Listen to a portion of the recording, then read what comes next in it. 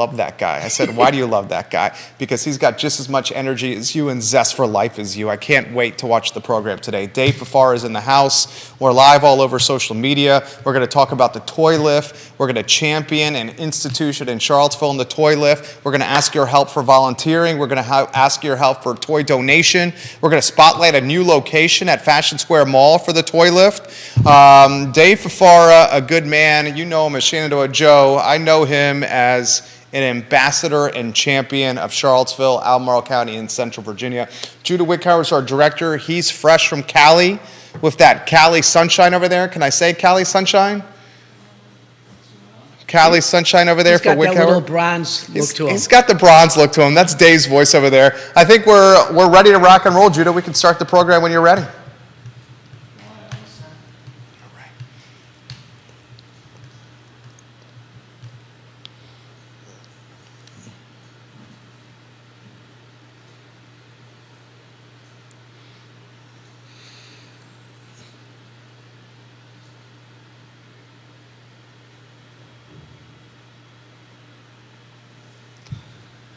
Guys, good Tuesday afternoon. I'm Jerry Miller, and this is the I Love Seville show. Thank you kindly for joining us live in downtown Charlottesville in our building, the Macklin building, at our studio, which is in the shadows of one of my favorite businesses in town, Shenandoah Joe's. Dave Fafara is in the house. You will see him in a matter of minutes. This guy brings the energy. This guy brings the zest for life and the positivity, a brother from another mother. We're going to talk toy lift. We're going to champion everything this institution has done over the years for those in the community that need a little bit of love and some gifts and some presents and some positive hope at Christmas time.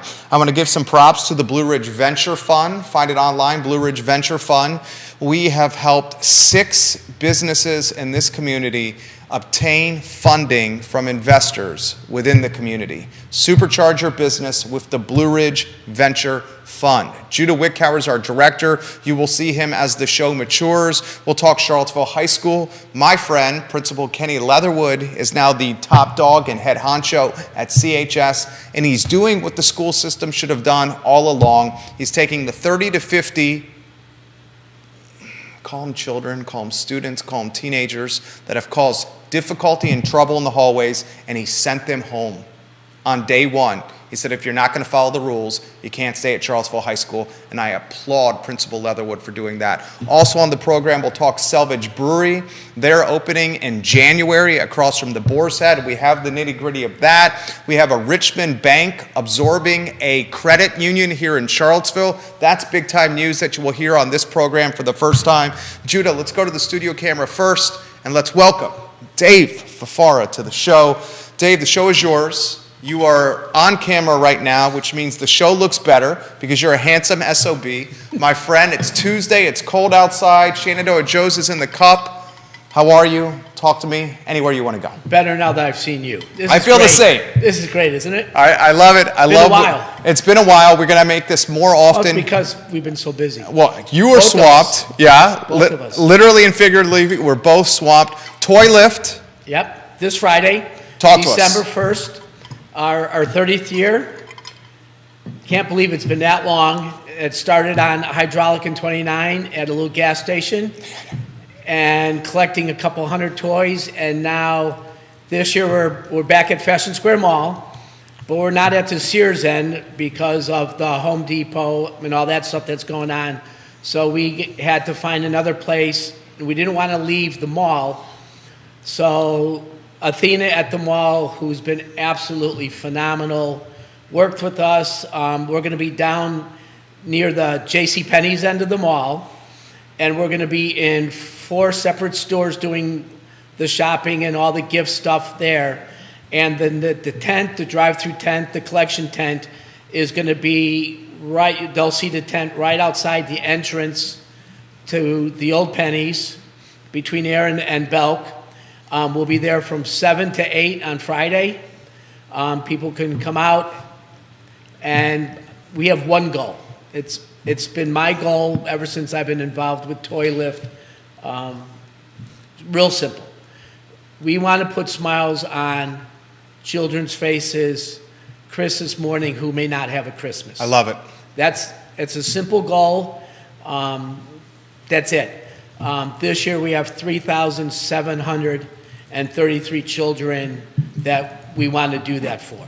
So, and you know me, the simple goal, everybody thinks that Black Friday, Cyber Monday are the beginning of the Christmas season. To us here in Charlottesville, the Christmas season really begins on Toy Lift Friday, because it's all about giving. And what we're doing is we're collecting toys and giving them to kids that we don't even know who they are. And I think this is a great education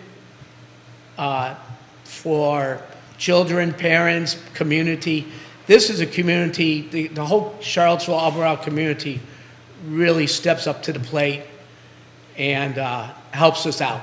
I love this man, Kyle Irvin, the communications director for the Charlottesville Police Department, watching the program. He says, "Thank you, Dave, for providing the Charlottesville Police Department officers with a steady stream of silky, caffeinated fuel that keeps the department absolutely going." Stephanie Wells Rhodes of the Interstate Service Company family watching the show. She says, "I recognize that voice anywhere and everywhere from his holiday and Christmas commercials." Viewers and listeners, give the Toy Lift and Dave Fafaro some props on the show. I'll highlight some of the viewers and listeners that are watching the show right now. Kate Sharks, the Queen of Ivy, watching the program. Vanessa Parkhill, the Queen of Earlysville on the show. Bill McChesney, the Mayor of McIntyre. Carol Thorpe, the Queen of Jack Jewett, watching the program. Holly Foster and Henrico. Gary Palmer, Ray Cadell, Jamie Turner, Neil Williamson, Bellamy Brown, Woody Fitcham, Katie Pearl, Olivia Branch, Dean Russell, Jesse Rutherford, Kevin Yancey, 5 elected officials, Scott Q, Brittany Gray. Viewers and listeners, this is the talk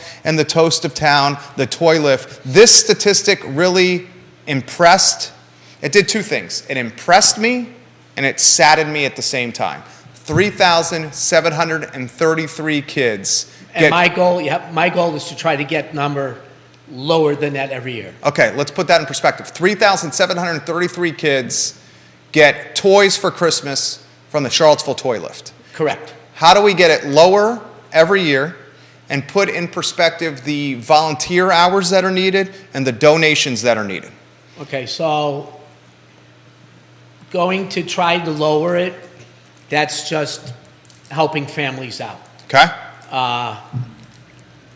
Jobs, salary, opportunities.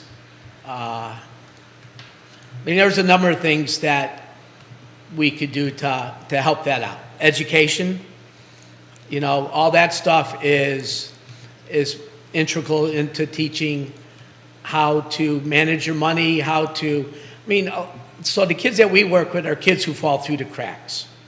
We work with the school counselors. They identify the kids. They let us know who they are. And then from there, our job is to make sure that the kids that do fall through the cracks, single mom, single dad, parents who are living paycheck to paycheck, somebody who loses a job a week before Christmas, 2 weeks before Christmas, who may not have the money to do it. It's our job to make sure that those kids have a Christmas. And one of the things that I love talking to people about is when we were growing up, when you and I were growing up, we were taught that good kids have Christmas. If you're good, Santa's going to be good to you. And if you're bad, you're going to get coal. 100%. That's how... 100%.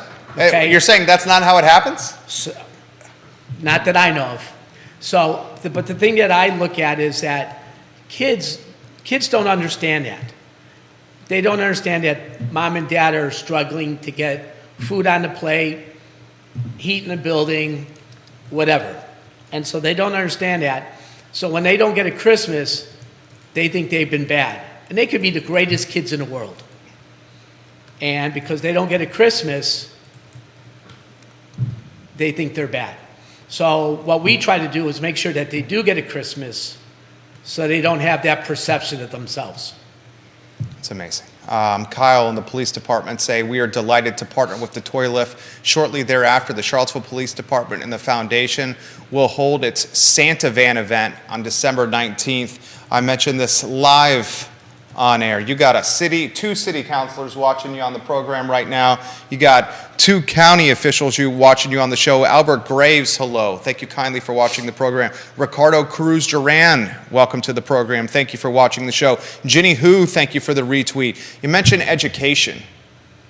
And you're a man about town. You got your ear to the ground. You know a boatload of people. We travel in very similar circles and groups and chat with the same kind of folks. What do you make of some of this news out of Charlottesville High School? Well, first of all, it saddens me that the schools have to go through this, and it also saddens me that kids that want to learn are being held back from learning because of situations that they have no control over. That, the situation that happened a couple weeks ago on that Thursday where they had the fights and stuff like that, that should never happen in a school. I mean, the school should be a safe place for kids to go and learn and grow and further their education. I mean, that's what the schools are for. For kids to have their heads on, always looking around and stuff like that, that's not good. Well said. Bill McChesney watching the program. He says, I remember when Dave was roasting coffee in a little spot behind Circa off Harris and Allied Streets. He's giving you some props right now. Local TV station down the road watching the program. Florence Worley Via, thank you kindly for watching the show. Give Dave Fafara some props by leaving your comments in the feed. I will relay them live on air. The Toy Lift is looking for volunteers. The Toy Lift needs toy donations, and the Toy Lift is looking for your support. 3,733 children are receiving gifts from the Toy Lift at Christmas. Let's trim that number. Let's cut that number down. Everyone wants to know, will Dave Fafara be freezing his tuchus off? Nope. Up on the lift. Tell us who you got lined up. I have no idea who we got lined up for that yet. That is above my pay grade. It's above his pay grade. So my job is simple. Okay. Is to get it set up. Okay, that seems pretty difficult. That's a hard job. to get that set up, to encourage people to come out and help. Okay. One of the things a long time ago, early in the morning roasting. Okay. My mind's always going. And I came up with kind of like a slogan for the Toy Lift. Okay. It only takes one. That's great. It's real simple. It only takes one. A tagline. One person, $1, 1 hour, 1 day. If you add all those things up, it puts smiles on thousands of kids' faces Christmas morning. I love that. If you add all that up, you have a movement. Yep. I love that. Logan Wells Claylow, welcome to the program. Local newspaper on the show right now. Put this in perspective. The Toy Lift and its evolution. From Tom Powell, who's come on the program. Yep. If memory serves correct, the one-time face of the Exxon gas station at Barracks Road. And Barracks Road and Hydraulic. And Barracks Road and Hydraulic, so two locations. His brainchild, his vision, the Toy Lift. Put in perspective the evolution of this movement over the years. So Tom started it 30 years ago. He was, his story is that his kids had toys that weren't being used, brand new toys that were still in boxes from the previous Christmas. And he thought of kids who were, not as fortunate as his kids. So he decided to go up in a bucket truck on day in December and said, I'm not coming down until we collect like 200 to 300 toys. And then they were going to distribute them maybe through his church or whatever at the time. So that was how it started. And then it grew and it grew, and we did it for a while at Lowe's before Chick-fil-A was.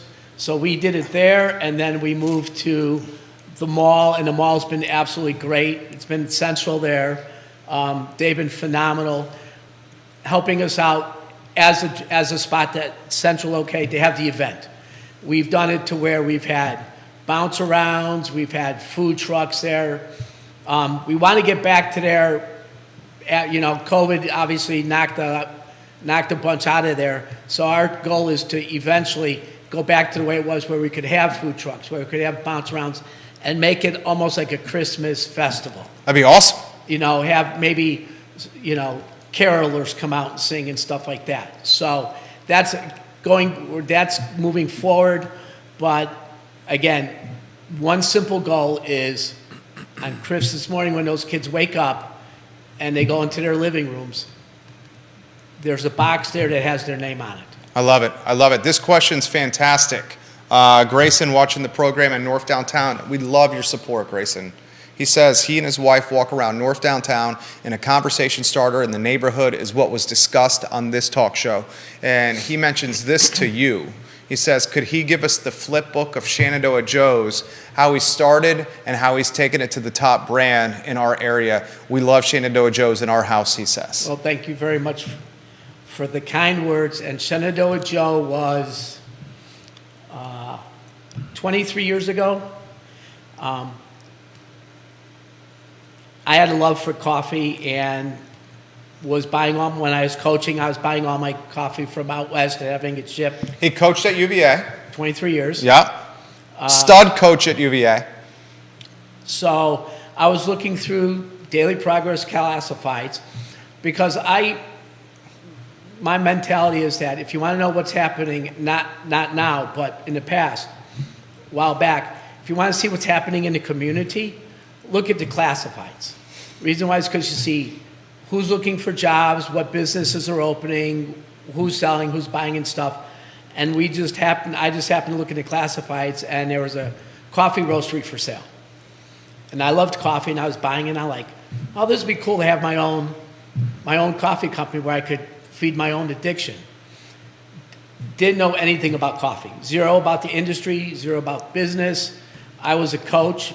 My wife and I, neither one of us knew anything about business, and made an offer, and 23 years later, we're where we are now. That's amazing. Yep, it's pretty fun. Put what Bill McChesney is putting into perspective here, the little spot on Harris. Yep. Talk to us about that. It was about the size of this room. So you're talking about 950 square feet. Maybe 1,300 at the most. Okay. So you say roaster, okay. Beans. It was a roaster and beans. And we roasted there wholesale. Wasn't a shop. And what we used to do was every morning I'd come in, we'd make a pot of coffee and put it up, and we'd start roasting. And people would come in, and since we weren't retail, we couldn't charge for coffee. So we had a tip jar. So people would come in, put $2 in the jar, get their cup of coffee, open up the fridge, put their cream and sugar in there, and go. And we would sell beans out of the warehouse. And the rule was, if you finished a pot of coffee, it was your job to pick and make the next pot of coffee before you left. That is awesome. Is that true? Yeah. That is awesome. So that's what we used to do. And people come in, and Monday morning, somebody come in, put $20 in the thing, and they just come in and keep filling their cups throughout the week. We'd have people that worked in the McIntyre Business Park or people from the neighborhood come in, and that's how we started. And then we did City Market. And then, he's the mayor of the market. That's what I've dubbed him, the mayor of the market. And then we got strong-armed by the people in the market to open up a retail shop. And what do you got now? So we have two now, Okay. the one on Preston, the one on Ivy. Okay. We had 4. We sold 2 to my manager in Harrisonburg. We sold it to her because I thought she deserved to have her own place.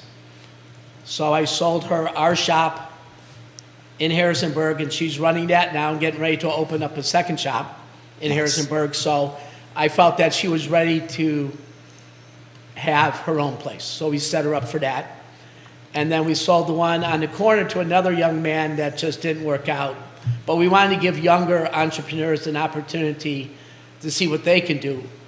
And my wife and I have been blessed enough to where we could do that. So that's what we did. He's absolutely amazing. How do you characterize the business climate, the small business climate in the area? Charlottesville, now Albemarle County. We're small business owners. Yep. You and I. How do you characterize the climate? There's lots of opportunity. Okay. What do you mean by that?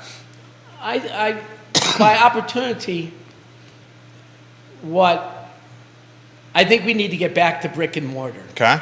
I think we need to get people out of the houses and back onto the streets and into into the neighborhoods and communities and go back to brick and mortar and shop, because this country was founded on mom and pop shops Amen, brother.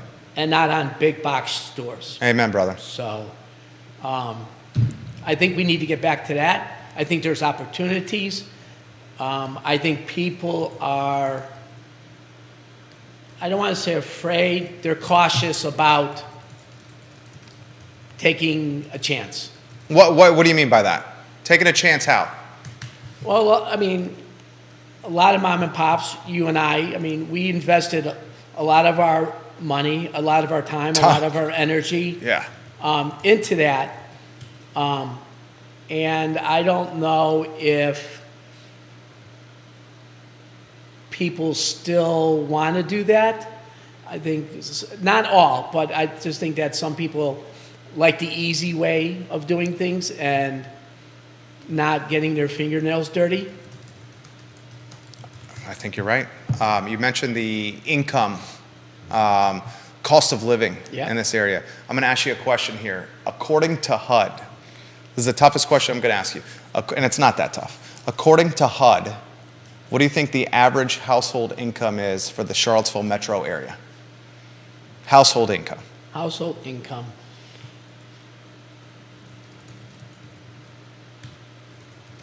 $69,000. I would have guessed something along the lines of that. The answer is $123,300 per household. $123,300, and it's going upward. We've seen UVA is already on the record talking that the biotech school, funded by Paul Manning's Right. generous $100 million donation, is going to create anywhere from 2,000 to 3,000 incremental new jobs, people from outside the area with six-figure salaries. Friend of the program, Jeffrey Woodruff, has got the data science school that's nearing opening. Amazon, $11 billion Over the mountain. into Louisa, Yeah. Louisa. Northrop Grumman, a couple $100 million into Waynesboro. Right. 300 some jobs coming over there. So UVA increasing its student body and hiring more people. The projection is anywhere from 5 to 10,000 incremental residents, new residents with six-figure salaries in Albemarle and Charlottesville area over the next handful of years. How does that make you feel? I'll throw it to you. From my standpoint as a business owner, it excites me because there's a larger customer base. But from my standpoint as a husband, as a father, and as someone who's been here 23 years, it makes me nervous because I've seen this town, and you've been here longer than me. Yeah, I've seen 88. this. Yeah, you've been here since '88. I've been here since 2000. I've seen this town change so much in the 23 years I've been here that aspects of the town I don't recognize anymore, or they're so different from when I first arrived. Anywhere you want to go on these topics? You know what, you can still recognize, you can still recognize Charlottesville is still going to be Charlottesville. Okay. You know, you still have Belmont, you still have the neighborhoods, you still have Fifeville, you still have Belmont, you still have Park Street, Locust Avenue, you know, all that. You still have but the people who are moving into them are, the neighborhoods are the same, but I think the people who are moving into the neighborhoods are different, more, you know, UVA, more upper income and stuff. And then obviously you're looking at, going north, you're looking at North Point, that subdivision, which is huge. Huge. And then, you know, you don't know if NGIC's going to put another building in or anything like that, and that's going to transition into Greene County. I mean, look at Zion's Crossroads and how much Zion's Crossroads has grown in the last 10 years. The 6415 corridor right there. And wait till 11 billion from Amazon comes. Right. So you're bullish. Obviously, we're both bullish. We're entrepreneurs, so we always see the glass is half full. I don't want to speak for you. I see the glass as more than half full. Same with me. But again, so that's where I said that's where I think the opportunities are there. Whether or not people want to take advantage of that or not, and again, do they want to get their fingernails dirty, or are they content where they're at right now? Well said. Well said. You know, so that's a question that, you know, be interesting to see what people say. If This- you had the opportunity to have your own business, would you take out a loan and do something that you have a passion for? I had a passion for coffee. 15 years ago, I took all of my life savings, every single dollar Yeah. that I had to build this business, had no clients for 6 months, and I had to invite two of my best friends into the condo to rent rooms for me, or I would have lost the condo from a mortgage standpoint.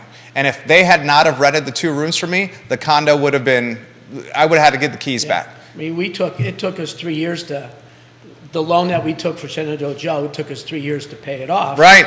And so that means we're paying that off and not collecting a paycheck from it, because all the money we were making was going into paying off, the loan and stuff.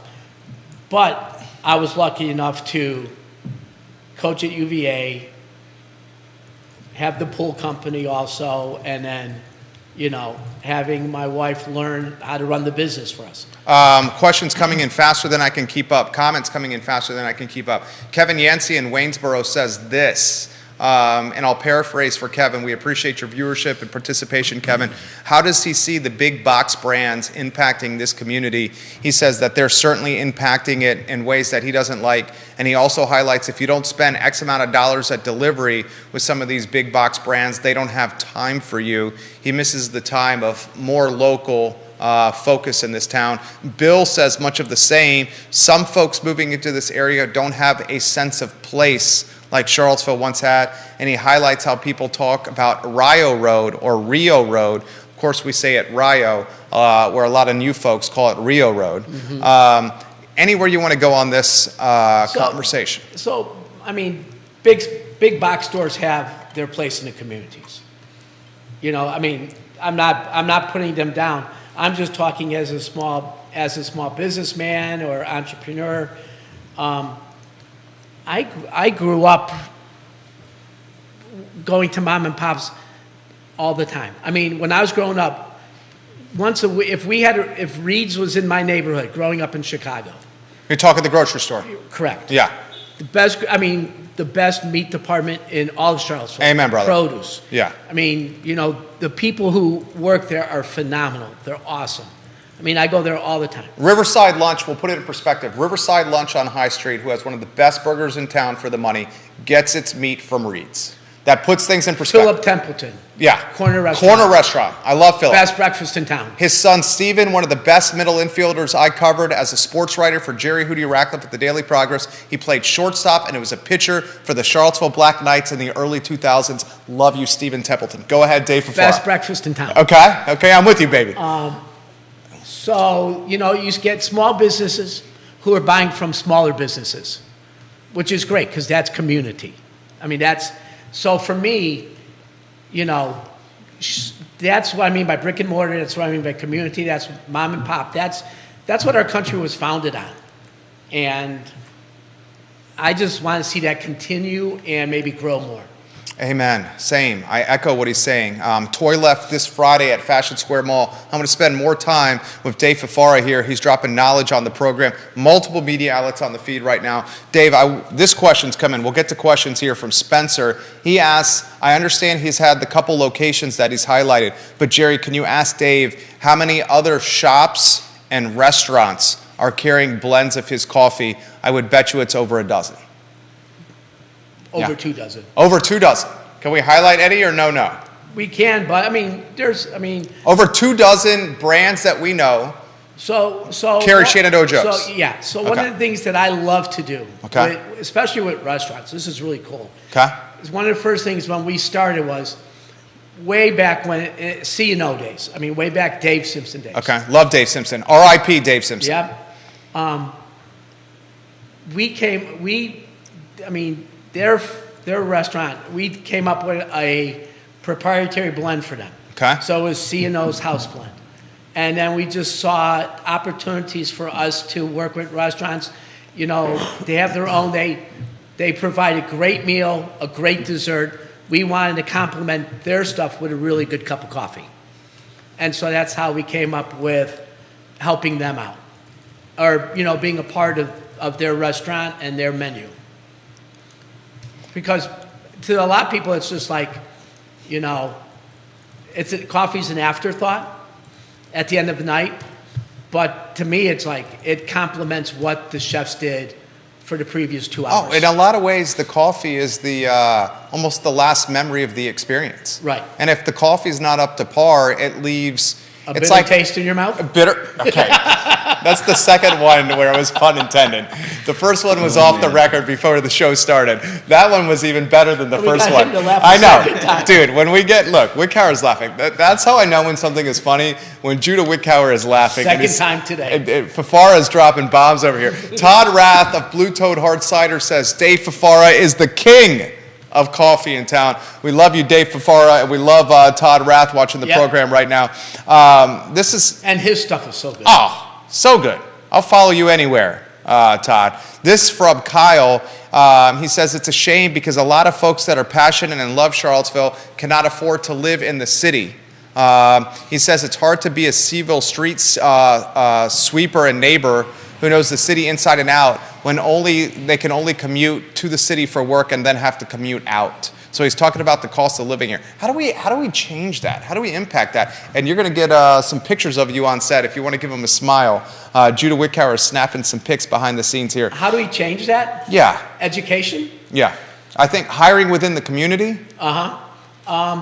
Here, the other thing too is that, let's go back to Toy Lift for a second. Okay. So, Toy Lift would not be as successful as it is if it wasn't for the community. Okay, So, community in a way of giving toys. okay.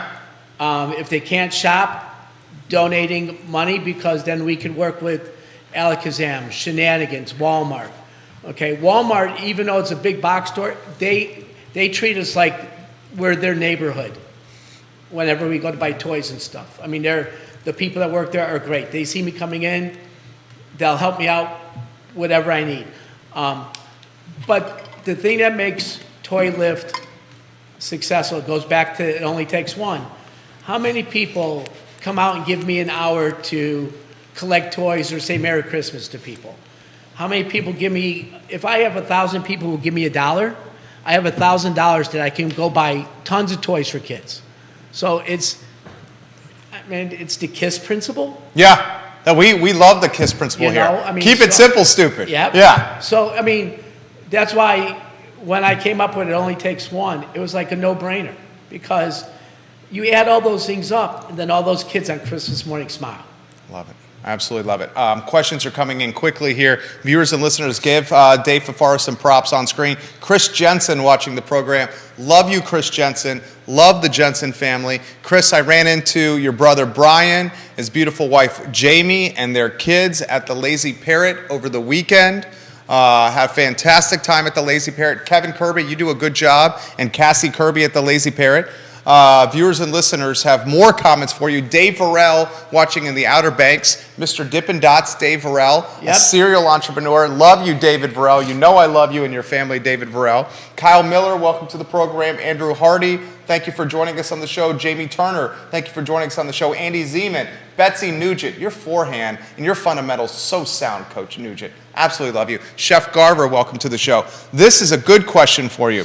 What is the next evolution or the next chapter for Dave and Shenandoah Joe's? Has the know. chapter been written? I don't know. Okay. You have to ask my wife that. Okay. What would she say if she was Because sitting here? my leash is only about 3/4 of an inch long right now. So, I mean, that's a Christy question. Okay. My leash is like 3/4 of an inch long. Because Because if it was up to me, you would, I 8 million things. that's your biggest strength, right? Yeah. So I tell people that I've been blessed with the abundance of energy. Same. Okay? And blessed, and it was a gift that was given to me Okay. By whom? by the Almighty. Okay. Okay? Respect. Yeah? If I don't take that blessing or that gift and use it, then I'm wasting something that was given to me. That's how I feel. That's literally how I feel. So, if somebody, so go back to Tom Pollen Toy Lift. They had kids. His kids weren't using toys, so he gave them to somebody else to use. You know, I think, you know, I mean, I can get by 5 hours a night. Yeah, same.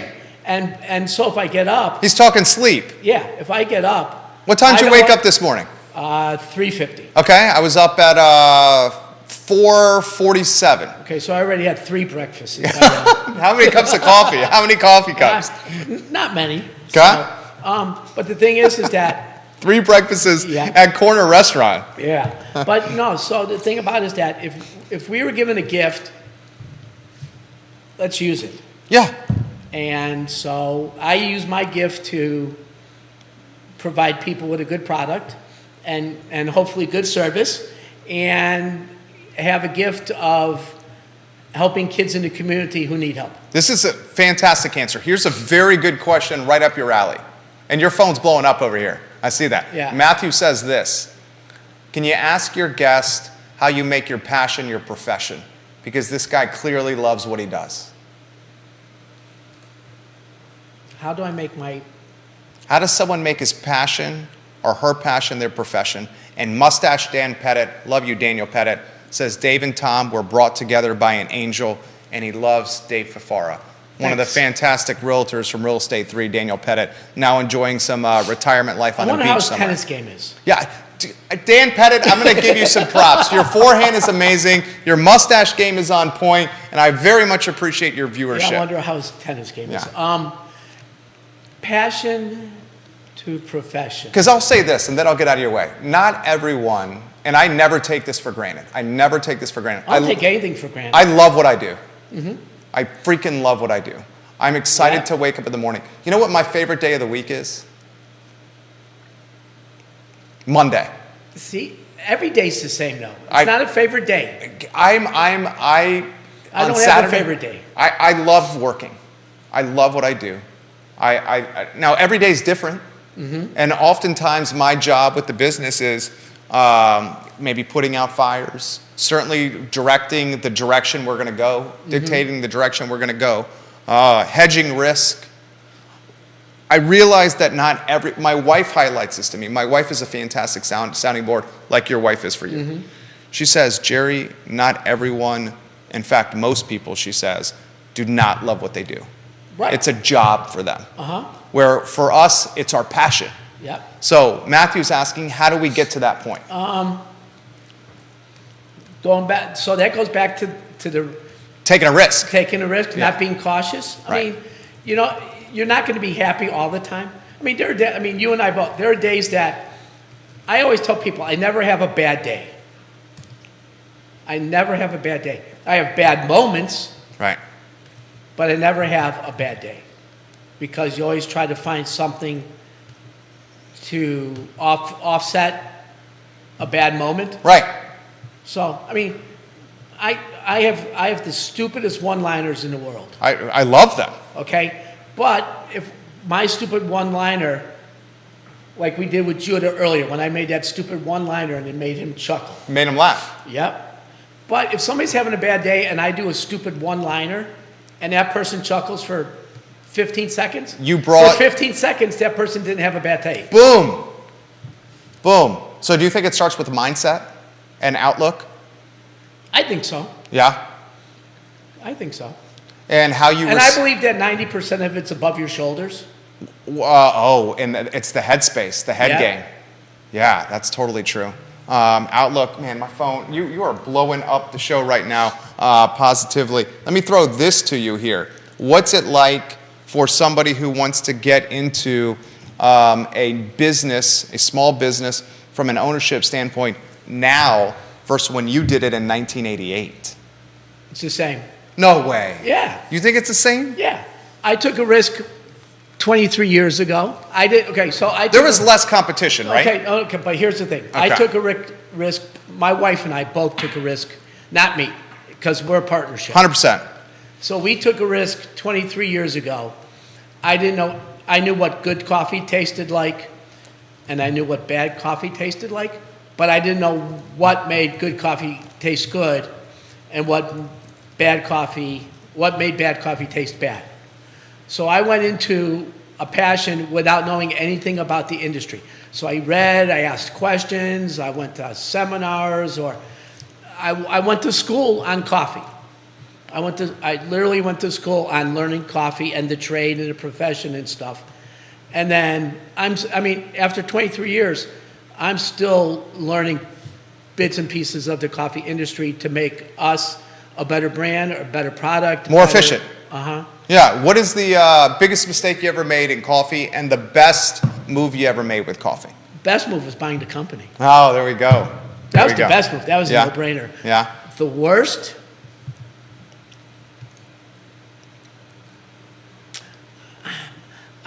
We're blessed. I mean, so I don't know if I have a worst. Okay. One stick out more than another? No.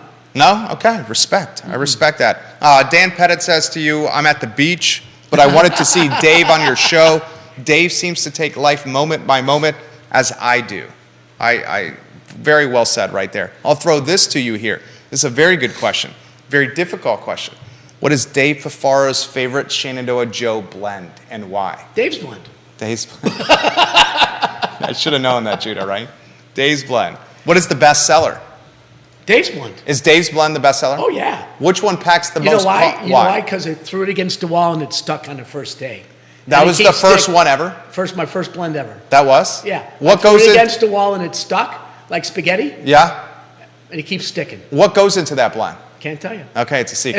It's like ancient Chinese secret. So ridiculous. You're so ridiculous. What is the blend that packs the most punch? Well, so with coffee, the darker the roast, the less caffeine. Really? Yeah. I didn't know that. So the lighter the roast, the more caffeine. Huh. So you look at it this way. You cook a steak, right? You have a steak on the grill. Where do you get your most flavor? At where? On the grill. I like it Rare to medium? Yeah. I like it probably, yeah, exactly there. I like it just past rare, so, barely past rare is how I like it. Because that's where you get all the flavors and the juices, right? 100%. So if you 100%. cook that steak longer, you're cooking all the flavor out of You it. cook the flavor out. Yeah. And your steak is darker, isn't it? Ah, look at you. That's how I'll remember it right there. So the lighter the coffee, the more the caffeine. Right. So obviously, so it's not really espresso. Everybody thinks that espresso is, anything could be espresso. Espresso is just a way of preparing coffee. Christy's watching the program right now. No, she's not. Yeah, I just saw her interact with the show. What'd she say? She liked the show. Hello, Christy. Welcome to the program. The Queen of Shenandoah Joe's here. What's a message you want to ask her how long my leash is. Christy, how long is Dave's leash? Put it in the comments. I'll relay it live on air. How about a message for your wife? She's the best. Yeah, talk to us about that. A lot of same with my wife. The life of a small business owner and an entrepreneur is long hours. When we got married, Yeah. she knew what she was getting herself into. Same with right my off the wife. bat, right Yeah. off the bat. Yeah. Give her a message. Put in perspective how supportive and her importance to everything. Well, again, so her importance and her is phenomenal. She lets me do what I want to do. But that leash is only 3/4 of an inch long. Because it probably should be. Yeah, right? Because if it wasn't, with the energy that I've been blessed with, Yeah. I could do more. Do you find this that this is for me? My Okay. biggest strength is also my biggest weakness, and it's the energy and the opportunity that I see every day. Mm-hmm. And Is it hard? Can I ask you a question? sure, oh please. Okay. I like when the roles are reversed. Okay. How hard is it for you to say no? It's extremely hard. It's extremely hard for me to say no. You know why? Because No. I see opportunity in everything. Right? But there are certain times you have to say no. The only reason I've been saying no more now because of family. Mm-hmm. Because wanting, not needing. Needing is the wrong word. Right. Because choosing and wanting Right. to prioritize family. But when I was pre-wife Yeah. and kids, dude, 80, 90 hours a week, every week, every year, all the time, Yeah. for a decade plus. No problem. Mm-hmm. Wanted to do it. Right. I'm the same way. So, toy lift, everybody looks at it. Like, I will go after this week and next week, after we get all the toys to the schools and all the toys, for about a week, I put out fires. one kid got the wrong thing. One kid got somebody else's. So for a week, we have to do that before the schools close for Christmas. So we do that for a week. So it's like putting on a different cap, and it's like a fireman cap. You just put out fires. Yeah. I will start working on Toy Lift 2024 January. Get out. So start thinking, we'll have finished with an end of the year meeting. Okay. What we did, what we could do. Okay, so somebody asked earlier about what the next chapter is. For Shenandoah Joe's. No, I want to go for, you said For for toilet. Day for Far. Okay, for Day for Far. Okay. What I would like to do is go and take, it only takes one, and make it a Charlottesville, Albemarle community region area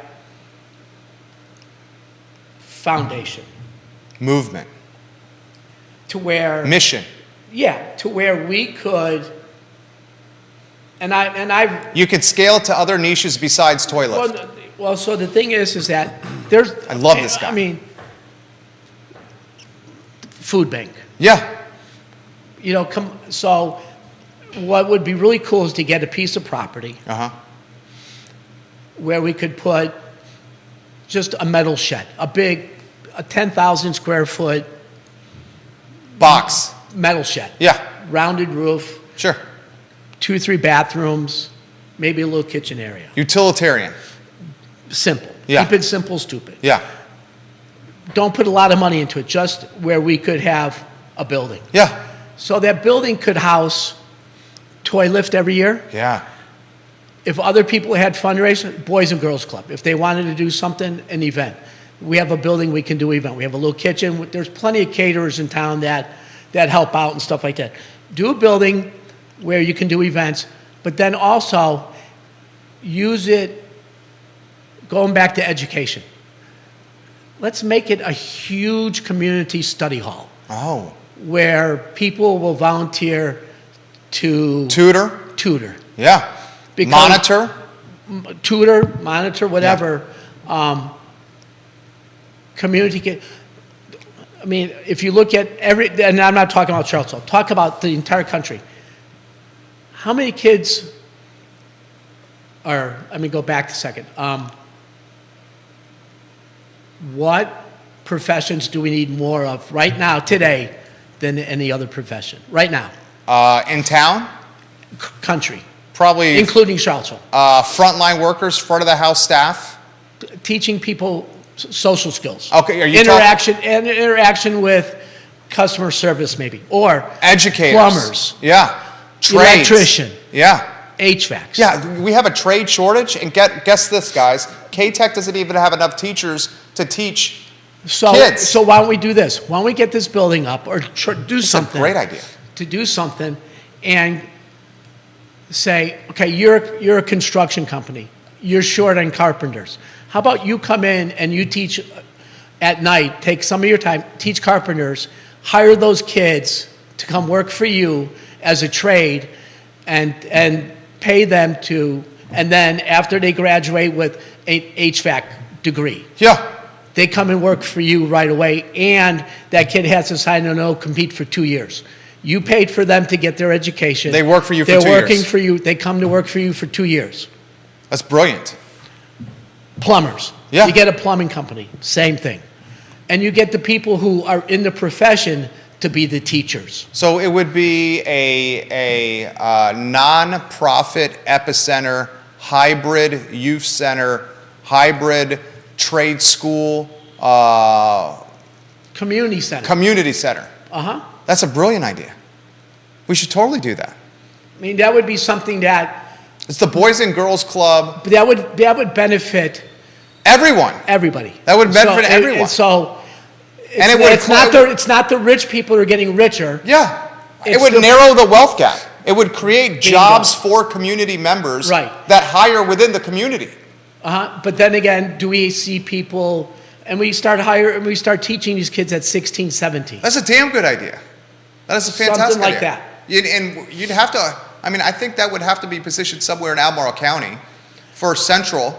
Right, and Then you'd have to work with CAT on getting kids Transportation, to and from. yeah, because they may not have vehicles. Right. And you want it to be for everyone. Exactly. And you can also have a pipeline with the schools where a traditional educational setting Does not work. does not work for them.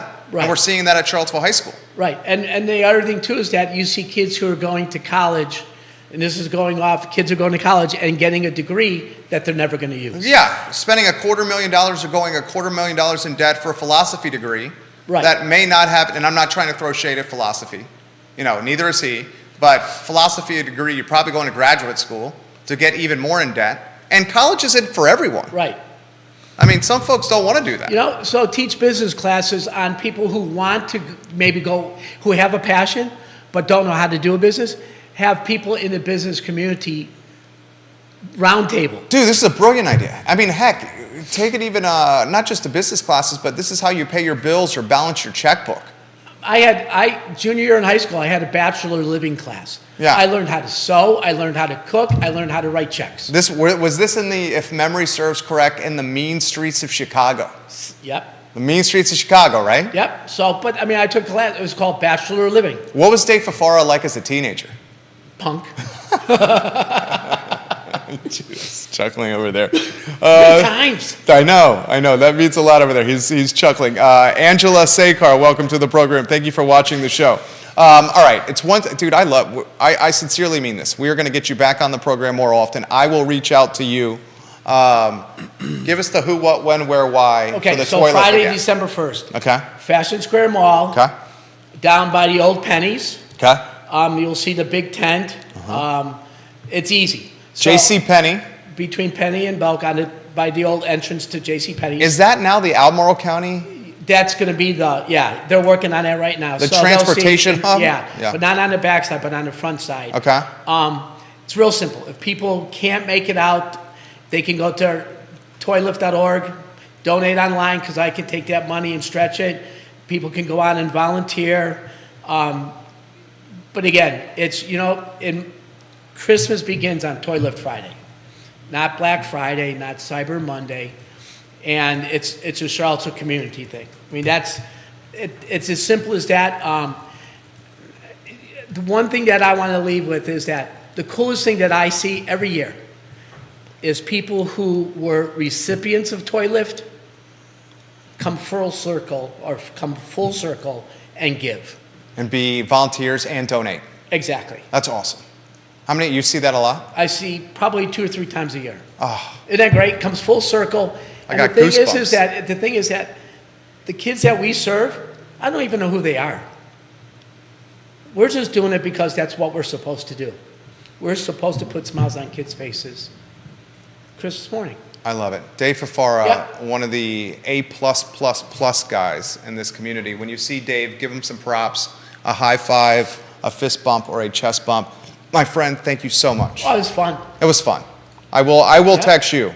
Uh-huh. I will text you. We will do this again. Oh, anytime. Thank you. Judah, we'll go on a one shot. We'll talk some other headlines here on the program. For the news and notes section, Stephen Bernard is going to join us tomorrow. The award-winning winemaker and the proponent of the Monticello Wine Trail will be on set tomorrow. I do have some other news I want to get to on the show. Charlottesville High School is turning the corner. And Charlottesville High School is under new leadership. Interim principal Kenny Leatherwood, the head skipper at Charlottesville High School. He is a friend of the program. I know Mr. Leatherwood. I've known Mr. Leatherwood for almost 2 decades. He is doing what you would think should always be done when it comes to high schools. And on his first day of the job, he sent out a letter to the community and he let folks know that he was going to send kids, thank you, Dave. He was going to let folks know that he was sending the kids that were not going to class, causing trouble and roaming the hallways, and he sent them home. Judah, let me know when you have a 2-shot ready, because I want to bring you and weave you in onto the 2-shot. First day on the job, J-Dubs. And Judah's fresh from California, where he just spent a handful of days on vacation over Thanksgiving. One of the reasons we were off yesterday, Judah was traveling and flying back to town. J-Dubs, an interim principal that I've known for 2 decades, Kenny Leatherwood, gets on the job, and his first day as interim principal, he sends kids home. Yeah. The students that were causing trouble, not going to class and roaming the hallways, he said, you need to go home, you need to leave school. I applaud him for this kind of principal strategy and this kind of leadership. Definitely. I mean, it almost seems like a no-brainer, but Right. but nobody did it before now. Right. It's How do you characterize that? baffling. Baffling. I mean, I think it speaks to policies that just aren't working, and clearly, I mean, what else can you do? You can't force kids to sit in a classroom and learn if they don't want to, and I think he made the only Rational. rational choice. Yeah, I mean, if they want to come back, they've got to come back wanting to learn. Otherwise, you've got to prioritize the other students. I love it. I love it. Kenny Leatherwood, he's going to make positive moves here at Charlottesville High School. And it's the quality of life is going to change. And as Kyle Irvin has said, we're turning the corner. Another piece of news, if you want to get the Selvage lower third on screen, Selvage Brewery, guys, has called last call at their Wolf Factory location. Selvage Brewery, Friday, December 1, their last day of operation at the Wolf Factory.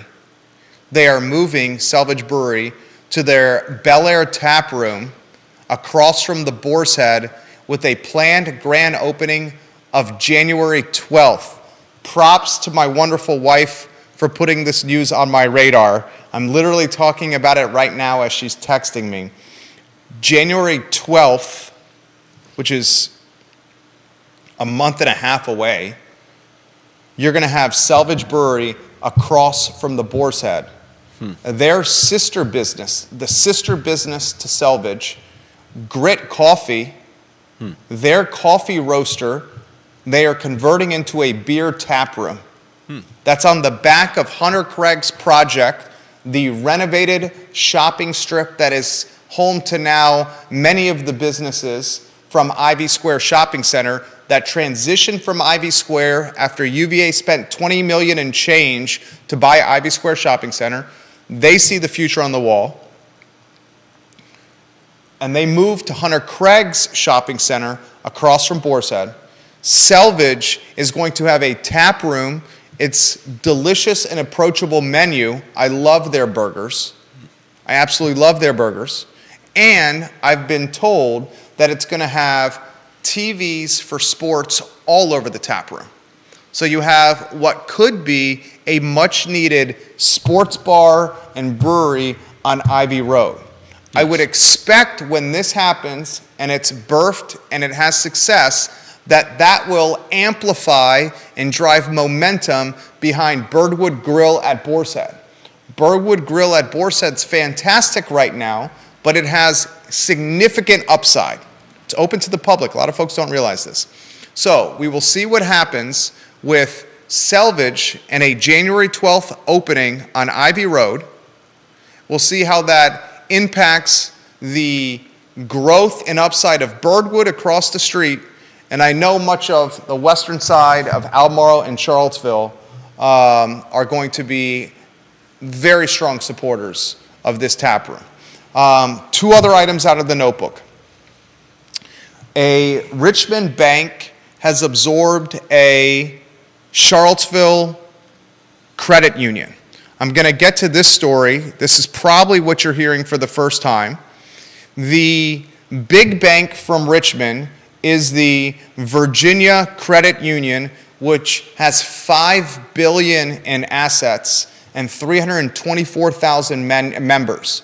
The Virginia Credit Union is one of the largest such institutions in the state, and right now Virginia Credit Union is in the middle of absorbing Virginia Trailways Federal Credit Union. And Virginia Trailways Federal Credit Union is based in Charlottesville. It's very tiny, just $2 million in assets Virginia Trailways Federal Credit Union has, and 525 members. Virginia Trailways was founded in 1949 for employees of what was then known as Trailways Bus Line. Virginia Credit Union will absorb this bank. This credit union is in the process of doing it and penetrate the Charlottesville market with its Virginia Credit Union brand. This is big time news here. Virginia Trailways posted a loss of $52,000 in 2022 and had lost roughly $15,000 through the first half of this year. This follows a trend, if you remember, and it was reported on this show, that Virginia Credit Union also absorbed Sperry Marine Federal Credit Union, which had about 2,000 members and $18 million in assets.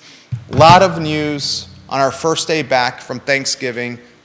We took a week off with the I Love CVille show because we didn't do the show the Wednesday before Thanksgiving. Right. So we took a week off. I'm energized. I'm fired up. We're going to take the show to a different level. We have some big announcements for the network that are in the works as the network continues to grow. On tomorrow's program, we have a man who needs very little introduction, Stephen Bernard, on the show. He's the winemaker, a former winemaker at Keswick. He's been on the program before. Winemaker at Delphos Vineyards and Winery. He is going to champion the Monticello Wine Trail.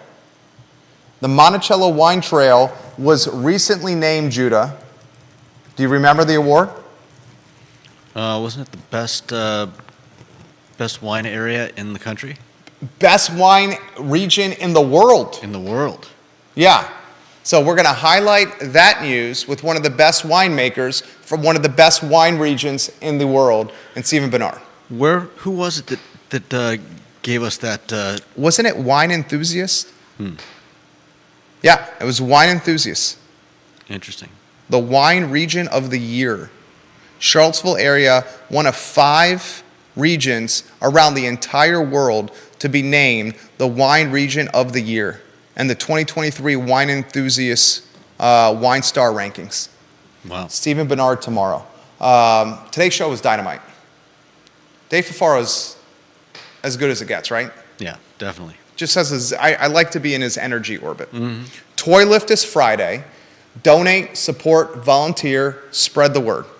That's what we were trying to do today, something we're passionate about. Judah, it's good to be sitting across from you. I missed you. I sincerely missed you. We're back tomorrow at 12:30 with what is the water cooler of Charlottesville, the I Love CVille show. So long, my friends. Thank you kindly for joining us.